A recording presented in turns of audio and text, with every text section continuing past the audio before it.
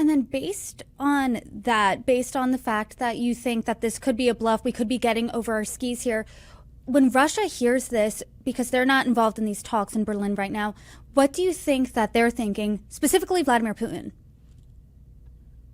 If you think back to why Putin launched this war, it was to prevent Ukraine from basically joining the West, escaping Russia's sphere of influence. He wants to keep Ukraine kind of close to Russia, under Russian domination.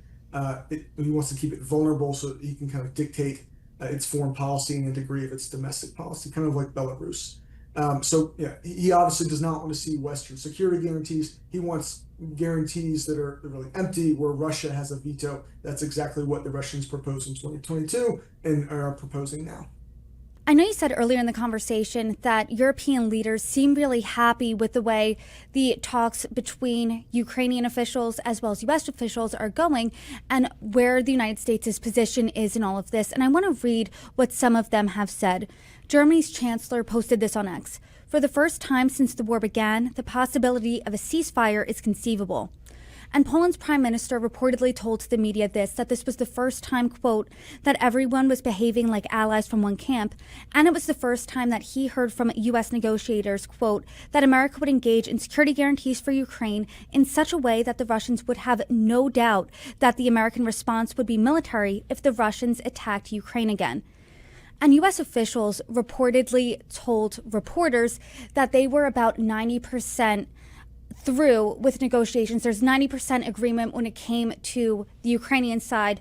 The only thing left to really hammer out was territory. When it comes to Russia, do you think that Russia feels that way, that they are about 90% closer or on the way to a deal? And so I think when the U.S. officials said that, they were talking about kind of consensus on the U.S., Ukraine, European side, and perhaps that's true. Although again, territory is the big sticking point. But no, that position that's kind of coming out of Berlin and the Russian position are still a world apart. I think there is some cause for optimism in that we are perhaps closer to peace than we have been since 2022. That does not mean we're close yet. And when do you think we will get there, if at all? I think this war still has probably a good 6 months left in it, at least. I hate to offer too firm a prediction because my crystal ball broke a long time ago. But yeah, to me, it just does not seem like Putin is yet ready to accept a real compromise. And until that changes, I'm just skeptical, unfortunately, about the prospects for a settlement.